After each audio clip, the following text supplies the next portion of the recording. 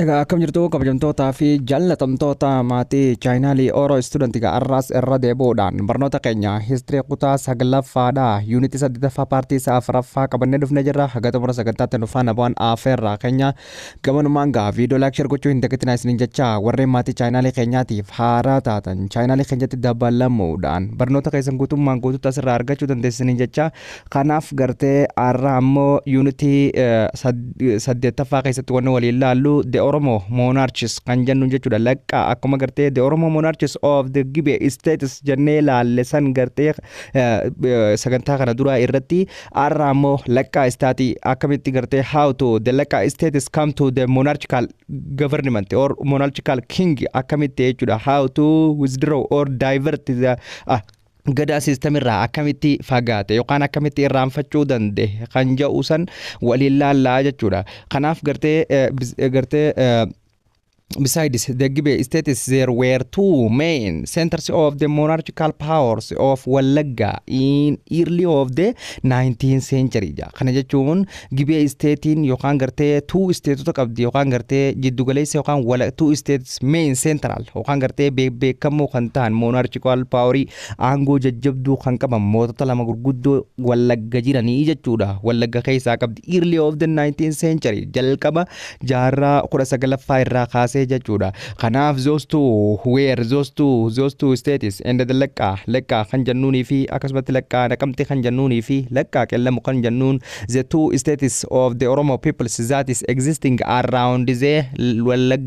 Wallagga regions Wallagga provinces yookaan kan jennuun naannoo Wallaggaa kan jiraatan isaan kana jennaan jechuudha. Kanaaf the leaders of the college yookaan gartee hogganaan isaa eenyu tokko Bakaree Godaana and establishing of the lakka naqamte kan bulchu Bakaree Godaanaati. The founders yookaan hundeessaan yookaan kan bulchu the leaders or the king kan jennuun eenyu jechuudha. Kan gartee bulchu lakka qeellamu kan bulchu eenyu jechuudha. Lakka naqamte kan bulchu abbaa Bakaree Godaanaadha jechuudha. Kanaaf which is grew even more powerfully da eenyunni abbaa Bakaree Godaanaan kan gartee lakka qeellamu bulchu kun baay'ee cimaadha. Aangoon isaa he successors of the Morodaa and the Kumsaa Morodaa eenyu cimaadha gartee keessa bakka isaa bu'e yookaan gartee Morodaadhaa fi akkasumatti dura eenyu hundeessaan abbaa Bakareedha. Bakareen eenyuuf kannee ilma isaa Morodaadhaaf kannee Morodaan eenyuuf kannee Kumsaadhaaf kannee Kumsaa Morodaa kan jennuun gartee kana ilaarraan tana wanti isaa argamtu achitti akka abbaa Jifaaritti masaraansa argamtu in the late of the 19th century irratti yookaan gartee in the early of the 19th century incorporated by the yookaan gartee Minilikiin kan to'atame isa kana jechuudha. Minilikiitu boodarratti to'ate. After the conventions to the Christianity he is a successor of the Morodaa Kumsa is and yookaan maal jenaachu laatartu Dajjaas Gabara yookaan gartee kan jennuun Gabara Egzaabeer kan jennu jechuudha. Followed his fourth steps and the colonizations and akkasumatti consolidations of the lakka jennaan jechuudha. Eega Minilik yogguun fi gartee iddoo takka yookaan eeriyaa haaraa tokko hogguu incorporate godhee maqaan isaanii jijjiirama. Akkuma gartee abbaa Iyyaasuudha Muhammad Ali hogguun fi Walloo keessatti gartee Yohaanis isaan gartee amantaa kiristaanaa fudhachiisuu eenyu jaamee jechuudha. Raas Mikaa'il jaamee jechuudha. Akkasumatti gartee Morodaan kunis Kumsaa Morodaatis eega gartee Minilik aangoo isaa fudhatee gibira kafaluu eegalee fi booda maqaan isaa Dajjaas after baptize eega cuubamee booda jechuudha. Dajjaas Gabaraa yookaan gartee Egzaabeer jennaan jechuudha. Following is footsteps and the consolidations of lakka aangoo lakkaadha baay'ee cimsee kan ture jechuudha. Kanaaf in the south western Wallagga yookaan gartee kibba gartee lixaa Wallaggaatti lakka qellamtan jennuutu argama. Isin tunis founded by one of the lakka chief yookaan gartee kingi tokkotu isii tanaas hundeesse eenyunni kan tulluu jennuun jechuudha. His sons ilmisaa ammoo and the successors of Jootee jennaan Jootee tulluu kan jennuun jechuudha. The consolidating kan bakka isaa bu'e jechuudha. Consolidating ni cimse. It is the second half of the 19th century yookaan jiddugaleessa yookaan gartee second half half yoguunif jennu walakkeessa lammaffaa jaarraa 19ffaa 50 booda jechuudha 50 booda walakkeessa lammaffaa san booda aangoo isaa cimsuu danda'ee jira ilmi tulluudha jootee tulluu kan jennu kun laqqaa qellamu tanatti jechuudha laqqaa qellamu jechuudha besides the agricultural gartee economic laqqaa status was based on the Ethiopia-Sudan from the gartee territories gartee Ethiopia-Sudan frontier trade jechuudha kanaaf agricultural economy isaanii transportation afaan gara daldala argatan jechuudha daangaa Suudaaniin gara Suudaanitti argatan Ethiopia-Sudan frontier tradeedhaan daldala karaa saniin deemu jira daldalli akkuma gartee south western part of the Ethiopia irraa ka'u hogguuniif Gondar ga'e tokko adda ba'e tokko Matamma kutaa tokko achumaan gartee Suudaanitti jibaa tokko immoo Zeyla kutaa san ni ilaaltan kutaa 10ffaa keessatti 12ffaa keessas ni jira isa sanii jechuudha kanaaf some of the foreign merchants from the Fungi sultanates of the Sudan used to the visiting the two of the Lekka state yookaan gartee magaalonni tokko tokko Fungi sultanatiin eessatti argamte sultanates of the Fungi tan jennuun Sudan keessatti jechuudha achi dhufanii eessa magaalaa Lekkaa tana dhufanii asii waa bitatanii galan daldaltoonni warra Fungiidha jechuudha kanaaf jootee tulluu was king is consisting the interactions both of the hostility and the peaceful within the damsi of the Asosara jootee tulluun gartee nama yookaan gartee mootiin kun consisting interaction hariiroo wal fudhannaa fi wal simannaa qaba eenyu wajjin hostility yookaan gartee hariiroo gartee wal baqachuu yookaan gartee hostility jechuun hija hariiroo gartee hostility walii qaban yookaan ammas hariiroo nagayaatiin ni qaba eenyu wajjin sheekdamii yookaan gartee Asoosaa Benishangul Gumuzitti sheekdamii argamtu tana wajjin nagayaas walitti yeroo takka walitti bu'anii yeroo takka immoo nagaya waliin qaban hariiroo akkasii wajjin qabaachaa ture Sudan ammoo kallaallu the sheikhdams and the peoples of the Benishangul Gumuz kan jennu jechuudha sheekdamoota fi akkasumatti gartee ummata Benishangul Gumuz kan jennu jechuudha sheikhdams and sheikhdams yoguunif jennu mootota yookaan gartee kingdamoota xixiqqoo maqaa warra sheekotiin bubulchan jechuudha sheikhdams and the peoples of the Benishangul Gumuz is inhabited the narrow kan gartee lowland strip of the along the Ethiopia-Sudan borders in the west jennaan kana jechuun sheekdamoonni yookaan gartee sheekdamii fi akkasitti gartee Benishangul Gumuz uummanni Benishangul Gumuz eessa jiraatanii jechuudha eessa jiraatan jechuudha dannaarroo stripes lafa dhiphaa qallaa gartee daangaa Itoophiyaatii fi Suudaan jidduu jiru achitti jiraatanii jechuudha gara west yookaan gara lixaatti jechuudha kanaaf those peoples uummanni kun are mainly speakers ni dubbata of the Nilo Sahara afaan Nilo Sahara language family afaan gartee Nilo Sahara dubbatanii jechuudha kanaaf this area was a gold producing regions since of the point of the community identifying and the silent commerce of the probably due to the language barriers between the merchants kana jechuun gartee the peoples ummanni gartee Benishangul Gumuz fi sheekdamiidha kun mainly speaking afaan irra caalatti isaan haasawan jechuudha afaan maay afaan Nailoto Saharaati language family da this area isaan jiran kanatti gold productions oomisha maaltiitu jira oomisha gartee warqeetu jira regions since naannoo tana yoomirraa kaasee gaafa punti and commonly identified gaafa punti sana akka warqeen ichi jirtu beekamte gaafa punti mootummaa puntiidha jechuudha as a silent commerce jaanii gartee daldala callisanii daldalan afaan gartee silent finance saasuu karaa saasuu kanaan jaamee kan barreeffamee jiru san gartee topographic kan gartee kristaan topography irratti akka gartee unity sadaffaa keessatti laallatti jechuudha and probably due to the language barriers akkasumatti gartee language barrier irraa kan ka'e silent trades kan jennuun silent commerce kan jennuun puntiin gaafa gaggeessaa turte san naannoon tun gartee naannoon Gumuzii fi Benishangul Gumuz tun daldala yookaan gartee gold production goldiidha qabdi warqee qotamee baafama lafa keessaa iddoo sanitti jechuudha kanaaf barriers between the merchants kanaaf gartee between the merchants afaan waan barrieriin yookaan gufuun dubbachuu waan hin dandeenyeef silent commerce kana gaggeessaa turanii jechuudha kanaaf Gumuz societies and the practices shifting the cultivations chief of gartee subsistence strategically on the small scales in the per 19 countries jennaan jechuudha Gumuz society gartee practices shifting cultivation qotan ummanni Gumuz kun wanni isaan qotan maali shifting cultivation dha wanti isaan beekaman jechuudha the Gumuz people is to gartee maaliin beekaman jechuudha the shifting cultivation announce godhan jedhanii jiran jechuudha. Rotation qotan waa barana yoo bishingaa qottee amata boqqolloo qamadii garbuu akkasii wal jijjiiraa shifting qotanii jechuudha lafa takkarra. Those gumus is used to the slash and the burning agricultural, not only to the systems of the farming but also the natural resources of the management system illee ni qabanii jechuudha. Isaan kun gartee used to the maal fayyadaman slash and the burning agriculturally. The gumus is used to the slash and the burning agricultural, not only to systems of the farming qofaaf hin fayyadaman but also akkasumatti gartee natural resource management tiidhaafis gartee wanni isaan fayyadaman slash and the burning agriculturally kan fayyadamanidha jechuudha. Kanaaf gartee isaan slaashii fi burning agricultural has a long history kan fayyadamaa turanidha jechuudha. During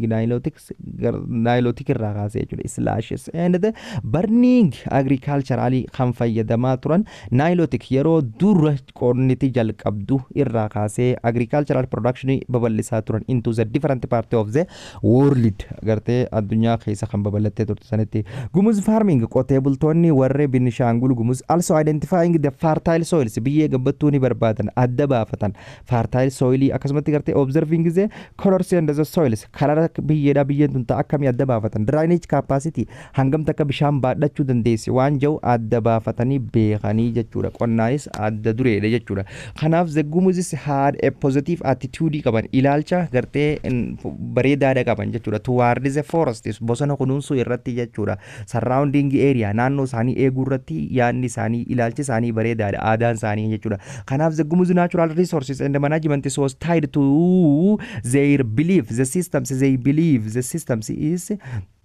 maal jaanii jechuudha. Belief systems is they believe that is natural resources are a best gifting of the yema yookaan gartee supermi diets kan jennu jechuudha. Kana jechuun maal jechuudha uummanni Gumuz kun natural resource management was tied walitti hidhan to the belief system maal jaamuun believe that natural resource kana ni amanan maal jaanii best giftidha kanna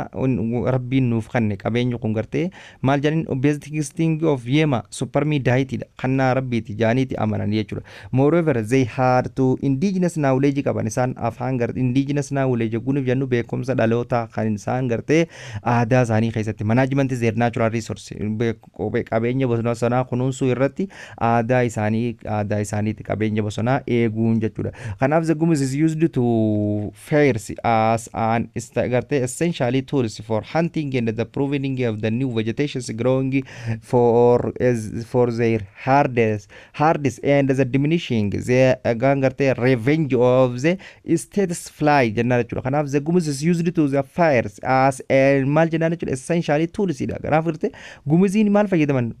ibidda fayyadaman fairy yookaan fires as essentially tools akka gartee meeshaa barbaachisaa tokkotti for hunting gartee ammas gartee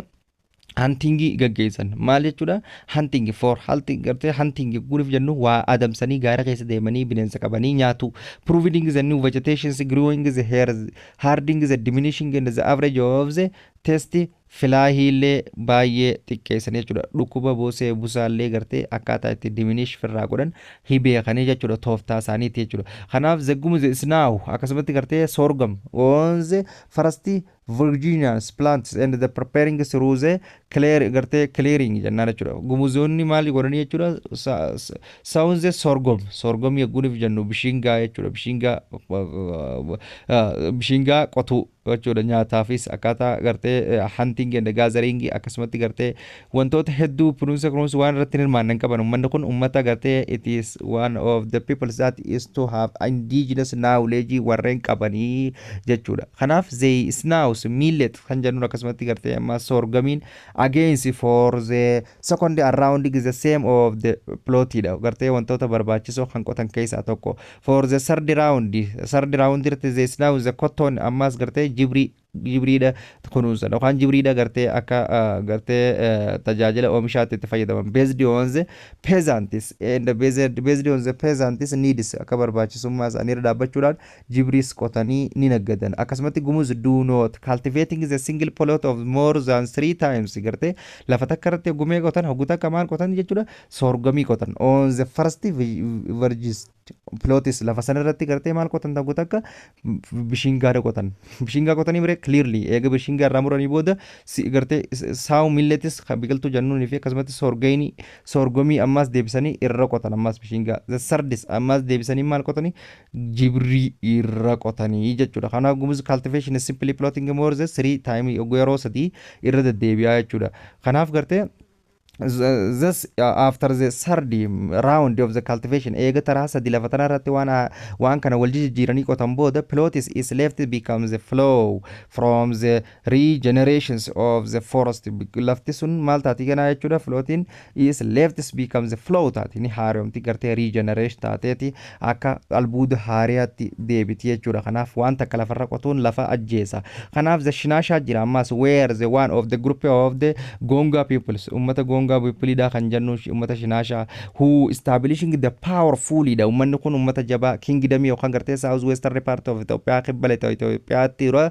jaarraa 16 dura ummata achee diraachaa ture ummata shinasha kan jannu Bishangul Gumuz wajjin wal keessa jiran jechuudha. Gonga peoples group isaaniitiin Gonga people illee jechuun dandeenyaa jechuudha. However ta'ullee the demographic and the political prejudices since of the 16th century pushed of the further to the west and the west to the territory they occupied at a present jechuudha. However ta'ullee dhiibbaan ummata kanarratti kan ga'uu danda'e pressure yookaan gartee politikaala siyaasa jaarraa 16ffaa pressure irra ga'ee ture push from the further to the western territory gartee lixa biyya tanaatti baay'ee dhiibama daangaa isaanii irraa jechuudha. Sababa gartee mootummoonni hedduun isaan irratti lola banuuf jechuudha. In addition to jaarraa 16ffaa Oromoo population expansion illee dabalatee jechuudha. Namoota hedduutu isaan irra dhiibbaa godhe wukini dadhabsiise and dividing the Gonga adda qoqqoodan kingdoms in the different groups different addaatti groupii adda qoqqoodan. The southern groups was maal jaanii jechuudha representing of the Kafa bakka buute Kafa peoples jennaan jechuudha. Gonga people adda baasan jechuudha. And the while the Shinasha peoples in the representing the northern itti addaan bahanii jechuudha. Gartee Kafaan isatti adda bahee jechuudha. Saawuzii dhaqee northern ammoo maal ta'anii jechuudha. Ummata Shinashaat godhaniiti ummata Gonga kana adda baasan jechuudha. Kanaaf the Gonga people is living along the side of the Blue Nile. Ummanni Gongaadhaa kun maddii qarqara laga Nile Blue Nile jira jechuudha. Kanaaf extended up on gartee the Ethiopian and the escarpment of long before rains of the Sicinios. Yookaan gartee Dozonii fi Sicinios mootiin Christian Highland Kingdom-dhaa gartee aangootti hin dhufin dura jechuudha. Naannoo san hundarratti jiraachaa turanii jechuudha. Shifting the cultivations was one of the substance of the strategy of the Shinasha Gumuz and the Benishangulidha. Gartee midhaan wal jijjiiranii lafa takka irratti qotuun amala yookaan gartee aadaa yookaan istiraatejii tooftaa ummata Shinasha Gumuzii fi Benishangul Gumuziiti jechuudha. Kanaaf the Shinasha shifting cultivation qotan midhaan gartee rotation qotan was based on the corporation laborers workers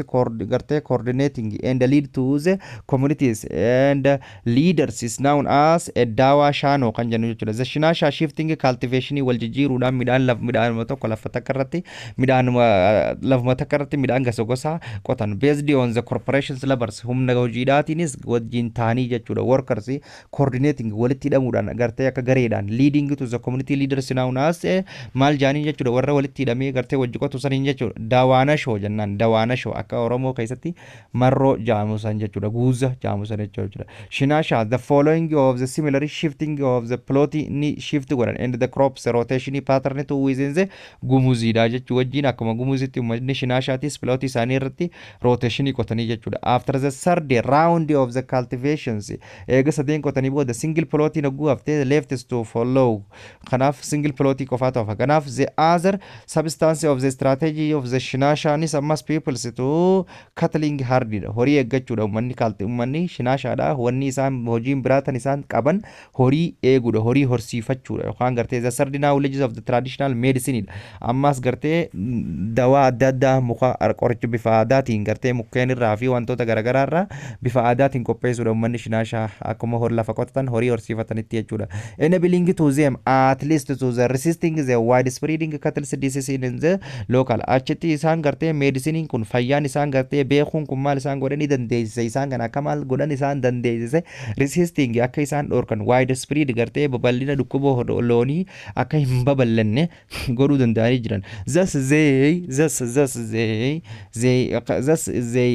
gartee poses in the large numbers of the cattle isaanii san jechuudha shinaasha ummanni shinaashaadha kun social and the cultural institution gave and the special value of the representations of the forest qabanii jechuudha ummanni shinaashaatis akka hawaasummaa isaaniitti akka aadaa isaanii keessatti gartee institutionii keessatti especially value addaa gartee preservations eegumsa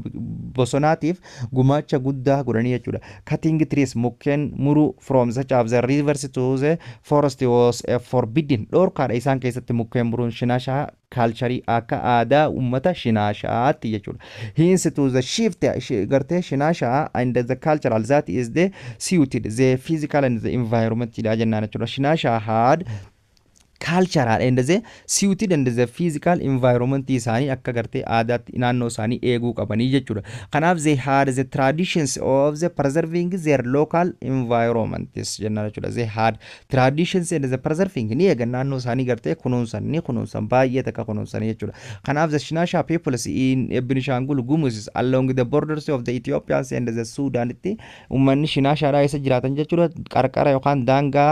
jidduu Itoophiyaatii fi Suudaan irratti jiraatu the Benishangul peoples ummanni Benishangul Gumuz are mixed farmers gartee qonna wal makaadha qotan involving to the livestock qonna wal mataa jechuun lafa qotuu fi horii horsiisuu jechuudha livestock is rising and the trade is beekeeping and the coffee cultivation so akkasumatti gartee trade illee xiqqoon hirmaatanii akkasumatti gartee coffee cultivation akan gartee coffee buna ni gartee akka dhaabaniiti akka callaa godhanii itti gurguratanii magaalaa irratti gartee maallaqa ittiin ergatan this is gartee ammas stable foods and the sorghum anni isaan fayyadaman akka nyaata dhaabbataa tokkootti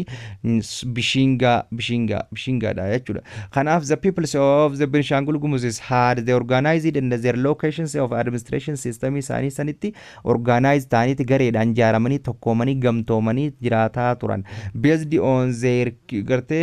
knish and the line isaanii irratti hundaa'uudhaan they were led to by their own chief mootummaa mataa isaanii qaban akkasumatti local elders bulchiinsa mataa isaanii qaban council isaanii jechuudha the peoples of the Benishangul Gumuz ummanni Benishangul Gumuz kun jechuudha were indigenous kan gartee aadaadhaan indigenous qaban indigenous religious amantaa gartee aadaadhaa jechuudha following traditional religious kan jennuun and the following in the early period yeroo durirraa kaasanii jechuudha Islam was introducing Islamummaanis gartee amantaan Islaamaatis naannoo kana keessa babal'attee jirti jechuudha frontiers and the cultural relationship of the Sudan hariiroo fi akkasumatti gartee hariiroo aadaa wal jijjiirraa ummata Sudaanii wajjin illee ni qabanii jechuudha kanaaf however ta'ullee the south western remained gartee permanent economic importance to the central highland dida kanafu however tawle the southern remained ummanni southern da remained of the garte paramon kan garte paramon economic garte important qabana kan garte central highland jechuudha the peoples of the Benishangul Gumuzin maal jechuudha used to unique garte musical instrument meeshaa addate kan hundarraa addate meeshaa muuziqaa kan ittiin sirban kan ittiin wallisan zumbara kan jaamu kana ni qabanii jechuudha zumbara kan jennu jechuudha zumbara jechuun meeshaa isaan itti wallisan kana jechuudha afuufanii xiqqoo godhanii yoo harkitanii jiraatan jechuudha yeroo ni fi ayyaana saba lammoota fa'aa jechuudha meeshaa kana kan itti wallisan ni qabanii jechuudha kanatti aansuudhaan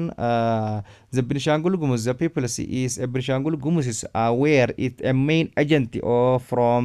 garte frontiers trades cultural and the relationship between the Ethiopian and territory and the neighbors due to the continent and the interactions between the locations of the Benishangul Gumuz and the Arabic speaking of the merchants jannani jechuudha kana jechuun ummanni Benishangul Gumuz where the main strategy isaanii jechuudha frontier trade daangaa irra jiranii Sudan tana wajjin walitti daangaa yaadamire kanaafu cultural maal walitti relation qaban Ethiopia interaction ummata Ethiopia ti wajjinis it is a neighbors of the due to ummata ollaati wajjinis sababa maalirraa kan ka'e due to the interaction sababa wal fudhannaa Benishangul Gumuz eenyu wajjin qabduuf ummata Arabic speaking ummata Suudaan ka afaan Arabaa dubbatu wajjinis waan tokko tokko wal jijjiiranii qaban the Muslims of the states of the maal jennaa jechuudha the Muslim states of the Associates Benishangul Gumuz and the Commercials were the formed the Benishangul Gumuzidha jennaa jechuudha mootummaan gartee asoosaadhaa kan islaamaa Benishangul Gumuzii fi akkasumatti gartee komashaa formi godhee ture jechuudha because sababni isaatis of the garte of the immense goals of goldi qaban yookaan garte isaan kun deposit kuusa garte lafa keessa qotan warquma baay'ee jechuudha achitti Tinashas becomes the targeted of the Egyptian wanni taateef Tinashan the land is the source of the goldi waan taateef jechuudha jaarraa 19ffaa keessatti yerooni fi Egyptiin weeraraa tootusan jechuudha kanaaf garte bara 1820tti the Sudan Mahadistis bara 1880 the Sudan Mahadistis and the preparations of the bara 1808 hanga bara 1880 jechuudha nevertheless the Commercial is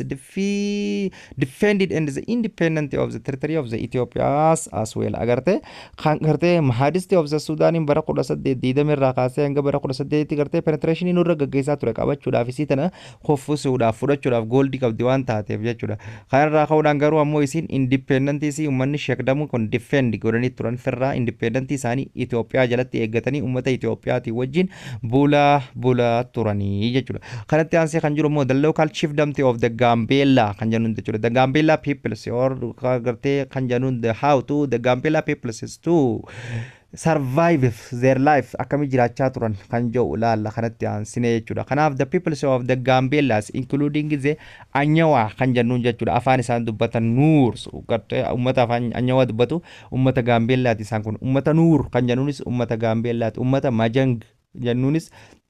ummata Gambellaati Komo kan jennuun fi Yufo kan jennuunis ummata Gambellaati jechuudha the historical Gambella people shows it is influenced by the borders of the regional development it has aadaan isaaniitii keessatti maal border development daangaan isaanii daangaadhaan gartee diinni tokko isaanirra dhiibbaa godhaa ture jechuudha influence godhaa ture border region isaanii irratti jechuudha social political organization qaban tokkoomu yookaan gamtoomu yookaan wajjin jiraachuu jechuudha gamtaadha gareedhaan different populations of the Gambellan garte ummanni population Gambella da jechuudha was characterized by amala kam qaban by the absence of the strong of the centralizing state of the structure waan garte aangoo jiddu galeessaa namni tokko dhuunfatee isaan hin bulchineef jechuudha walijjiin organized taaniiti jiraatan for example the peoples of the organizations of the Ainawaan garte organization ida qaban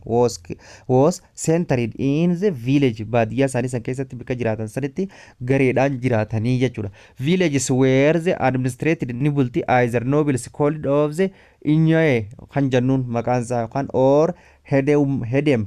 garte headman kan jennuun headman jaanin headman known as and quarry kan jaaniin kun eenyu bulchaa jechuudha bulchaa baadiyyaa isaanii tan organize taanii ummanni Anyawaa kan Gambellaadha kun keessa jiraatan kana keessatti head maanii nama hogganaa olaanaa ta'e kan bulchuudha jechuudha the primary responsibility of both of the efficiently was to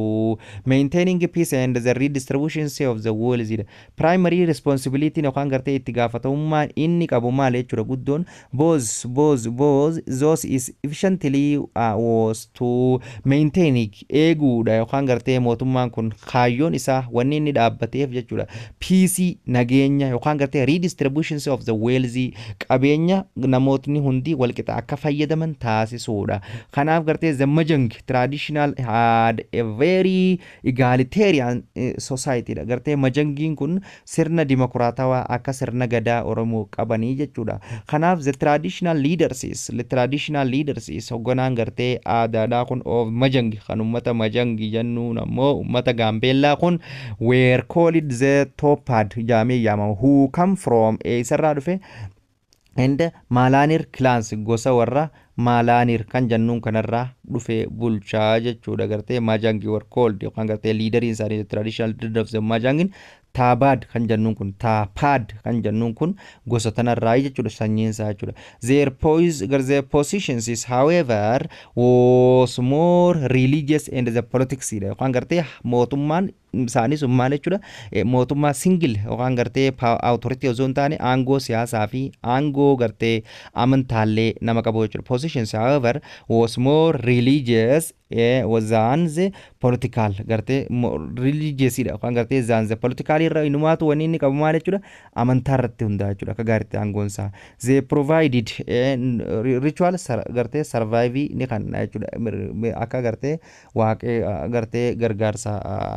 ummata jidduutti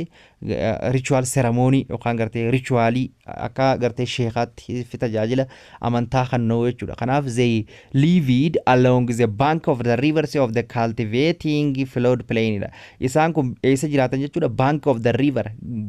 yookaan gartee naannawa lagaa jechuudha. Bank of the river bikka bishaan guddaan jiru cultivating bikka misoomuudhaaf taatu flood plains bikka lafa gabbattuu qabdu jechuudha. Kanaaf zen yookaan gartee delta jechuudha. Kanaaf the grew maize kan gartee boqqolloo ni qotan kan gartee tobacco akkasumatti gartee tobacco illee ni qotan akkasumatti gartee sorghum kan jennuun ni qotan maal jechuudha hunda isaaniitu ni qotan ammoo gisee other say of the engaging so tobacco qaba boqqolloodhaa fi akkasumatti jibrii yookaan gartee sorgami tobacco kan qotan bishingaa jechuudha. Kanaaf ammoo gisee other kan gartee and the engaging tunu jajjabeessan in the some of the hunting akkasumatti waan tokko tokko illee adamsanii bineensota nyaachuullee fishing qurxummii baasuullee gathering waa funaanullee firii also waan tokko tokko akkasumatti gartee also importance of the source of the lividus ittiin jiraachuudhaaf fishing illee qurxummii illee ni adamsanii akkasumatti gathering waa illee ni funaanni hunting galtee ni adamsanillee dha boqqolloo fishingaa fi kana hunda ni qotanii jechuudha. Trade was another factors trade illee ni gaggeessan eenyu isaan gartee uummanni gartee uummanni Binishaangul Gaambeellaadha uummanni Gaambeellaadha Majangi kan jennuun kun jechuudha. Kanaaf factors that is connecting the peoples of the Gaambeella so as a neighbors dha jechuudha. Kanaaf gartee another factoring connected ta'anii neighbor isaaniitti wajjin ollaa isaaniitti wajjin jiraatan. For example before the bara 1850 dura different kinds of the manufacturing oomisha adda addaa irratti hirmaatanii turan goods from the northern Sudan passing through the Benishangul Gumuz lands and hence to the Oromo territory and the esteem kana jechuun maal jechuudha isaan kun gartee for example before the bara 1850 dura different kinds of the manufacturing oomisha adda addaa goodii yookaan gartee meeshaa jechuudha from the northern Sudan north Sudan kibba Sudaanii passing through the Benishangul Gumuz karaa Benishangul Gumuziin the lands and the hence to the Oromo territories dhaanis gartee meeshaa adda addaa manufacturing goodii oomisha warshaadhaa argataa turanii jechuudha. It seems to some of the goods when isaan argatan kan tokko tokko kan fayyadamanis were taken into the South Sudan rice meeshaa final goodii yookaan meeshaa warshaadhaan tolfame jechuudha. Fayyadama kanneen akka huccuu kanneen akka meeshaa ittiin nyaatan kanneen mana keessaa faayota adda addaa kanneen akkanaa kana jechuudha. Achiin argachaa turanii jechuudha. Kanaaf gartee paartii keenya kan irraa asumatti waliin haa dhaabnu paartiitti aanuun hanga walitti deebinutti thank you isin jechuun barbaada. Paartii itti aanutti Eastern gartee Eastern States Harar and Afar Somalis kan jennuun baay'ina isaanii akkamitti gartee survive ta'an waan jiru waliin laala. Thank you I love you galatoomaa isinin jaaladha.